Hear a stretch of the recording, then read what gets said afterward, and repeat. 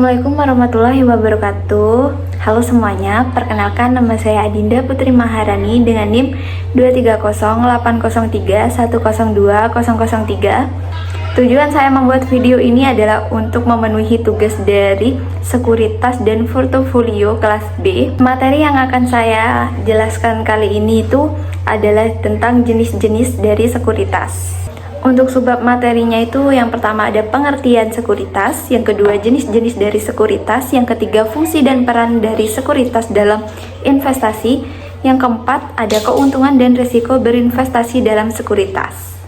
Nah, jadi buat teman-teman yang bertanya-tanya, apa sih itu sekuritas? Jadi sekuritas ini adalah aset keuangan yang bisa diperjualbelikan dan memiliki nilai ekonomi. Secara sederhana, sekuritas bisa berbentuk seperti saham atau surat utang yang diterbitkan oleh perusahaan atau obligasi, dan hak finansial lainnya yang bertujuan untuk membantu perusahaan untuk memperoleh dana dari investor yang nantinya digunakan untuk membiayai operasional atau proyek tertentu. Selanjutnya yaitu ada jenis-jenis dari sekuritas. Untuk jenis-jenisnya ini ada dua, yaitu sekuritas dari pasar modal dan sekuritas pasar uang. Untuk sekuritas pasar modal sendiri ini merupakan instrumen investasi jangka panjang yang diperjualbelikan di pasar modal. Salah satunya yang pertama itu ada saham, yaitu bukti kepemilikan dari suatu perusahaan. Yang kedua obligasi, yaitu surat utang yang diterbitkan oleh perusahaan. Yang ketiga itu ada reksadana. Reksadana ini adalah kumpulan dana dari banyak investor yang dikelola oleh manajer investasi. Yang keempat ada suku. Jadi suku ini hampir sama dengan obligasi, bedanya dia menggunakan prinsip syariah tanpa mengandung unsur riba. Selanjutnya untuk sekuritas pasar uang sendiri itu ada yang pertama surat berharga komersial, yaitu surat utang jangka pendek yang diterbitkan oleh perusahaan dengan tujuan untuk memperoleh dana cepat bagi kebutuhan operasional atau modal kerja. Yang kedua, sertifikat deposito, simpanan berjangka yang diterbitkan oleh bank dengan suku bunga tetap dan memiliki jangka waktu tertentu. Biasanya, para investor ini yang membeli sertifikat deposito ini akan mendapatkan bunga sebagai keuntungannya. Yang ketiga, repurchase agreement. Transaksi ini terjadi ketika suatu pihak menjual sekuritasnya ke pihak lain dengan kesepakatan untuk membelinya kembali di masa yang akan datang dengan harga yang ditentukan sebelumnya.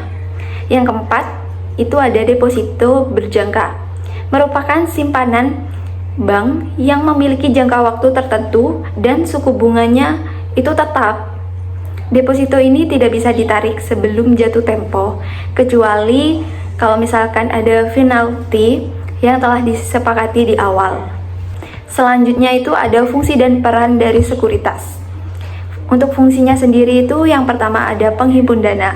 Jadi penghimpun dana ini bertujuan untuk mendukung berbagai kebutuhan seperti ekspansi bisnis, proyek bangunan, atau operasional lainnya. Yang kedua, diversifikasi portofolio. Dengan berinvestasi dalam berbagai sekuritas, investor dapat mengurangi risiko kerugian jika satu asetnya mengalami penurunan nilai. Maka aset lain dalam portofolio bisa tetap stabil atau bahkan meningkat. Yang ketiga, peningkatan likuiditas pasar yang mempermudah proses jual beli aset keuangan sehingga investor dapat dengan mudah untuk mengonversi investasinya menjadi uang tunai kapan saja sesuai kebutuhan mereka. Yang keempat, pengelolaan risiko. Investasi dalam sekuritas memungkinkan investor untuk memilih tingkat risiko yang sesuai dengan profil mereka, seperti investasi di obligasi yang lebih aman dibandingkan saham yang lebih fluktuatif. Yang kelima, meningkatkan keuntungan investor. Jadi, tujuannya itu memberikan peluang bagi para investor untuk mendapatkan keuntungan dari kenaikan harga aset atau dari pembayaran dividen dan bunga. Hal ini dapat membantu meningkatkan nilai kekayaan dalam jangka panjang. Materi selanjutnya itu ada keuntungan dan risiko berinvestasi di sekuritas. Untuk keuntungannya itu yang pertama, diversifikasi. Investor dapat mengurangi risiko kerugian jika satu investasinya mengalami penurunan, maka investasi lainnya masih bisa memberikan keuntungan bagi mereka. Yang kedua, likuiditas tinggi. Sekuritas seperti saham dan obligasi dapat diperjualbelikan dengan mudah di pasar keuangan. Dan biasanya guys, para investor ini memanfaatkannya untuk mencairkan dana kapan saja sesuai kebutuhan mereka. Yang ketiga, peluang keuntungan, yaitu digunakan untuk memperoleh keuntungan dari kenaikan harga aset, dividen, atau bunga yang dibayarkan secara berkala. Semakin baik strategi investasi, maka akan semakin besar peluang untuk mendapatkan hasil yang tinggi. Sedangkan untuk resikonya itu, yang pertama ada fluktuasi harga. Jadi fluktuasi ini bisa naik turun dalam waktu singkat karena berbagai faktor seperti kondisi ekonomi, kinerja perusahaan, bahkan sentimen yang ada di pasar sendiri dapat meningkatkan tingginya fluktuasi ini. Yang kedua, risiko kredit.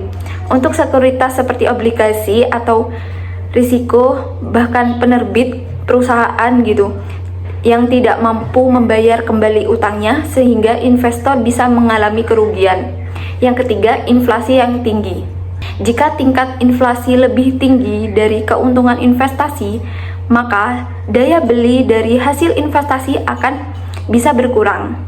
Misalnya jika obligasi memberikan bunga 5% per tahun gitu, tetapi inflasi mencapai 6%, maka nilai real investasinya ini akan semakin menurun. Jadi untuk kesimpulannya, itu dari pasar modal dan pasar uang memiliki peran yang sangat penting dalam sistem keuangan. Keduanya ini saling melengkapi dan membantu individu maupun perusahaan dalam mengelola dana dengan lebih efektif sesuai dengan kebutuhan investasi dan likuiditasnya. Terdapat perbedaan utama antara sekuritas pasar modal dan sekuritas pasar uang yang terletak pada beberapa aspek. Yang pertama itu ada jangka waktu.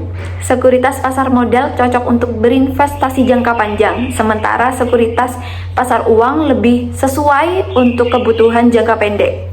Yang kedua itu tingkat risiko. Investasi di pasar modal memiliki risiko yang lebih tinggi dibandingkan pasar uang. Yang ketiga, potensi keuntungan. Pasar modal lebih menawarkan peluang keuntungan yang lebih besar, sedangkan pasar uang lebih aman